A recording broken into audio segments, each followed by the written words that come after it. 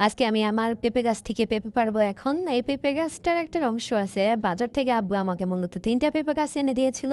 তো 3টা পেঁপে গাছই মানে গরমে একদম রৌদ্রে একদম কেমন জানি পুরা কি বলবো, পাতাগুলো পুরা নিতে গিয়েছিল। আমি ভাবছিলাম যে গাছটা বাঁচবেই না, কিন্তু আমার মা বললো যে না, গাছগুলো রয়ে দাও, বাঁচলেও বাঁচতে পারে। তো আমি কি করলাম, আত্মবিশ্বাসের সাথে এই গাছগুলো রোপণ করলাম। তো একটা গাছ মারা গিয়েছিল আর 2টা গাছ হয়েছিল। একটা হয়েছিল মদ্দা, যেটাকে বল, আর একটা হয়েছিল মেদ্দি।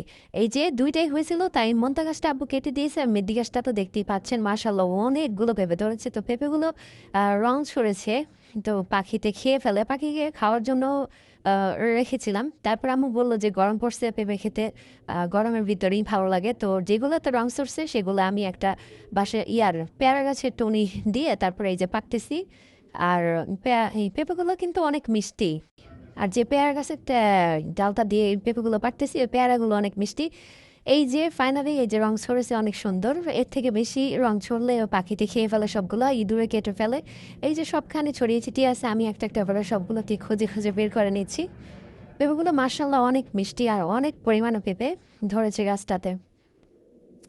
তো নিজের গাছের দেশি ফল নিজের হাতে পেরে খেতে খাওয়ার মজাই আলাদা, কোনো সার ছাড়া, কোনো ফরমালিন ছাড়া।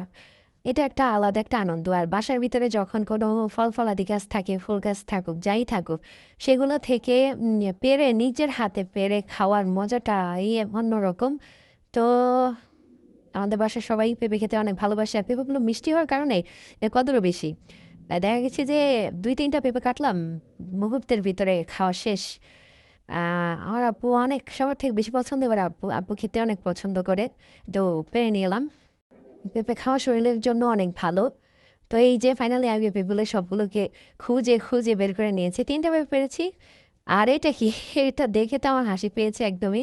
ছোট একটা পেঁপে পেকে আছে গাছে, তাই ওইটাও বের ফেলেছি। এই যে দেখতে কিন্তু অনেক সুন্দর, ওইগুলোর থেকে কিন্তু এটা বেশি সুন্দর লাগছে আমার কাছে, তাই পেরে নিয়েছিলাম।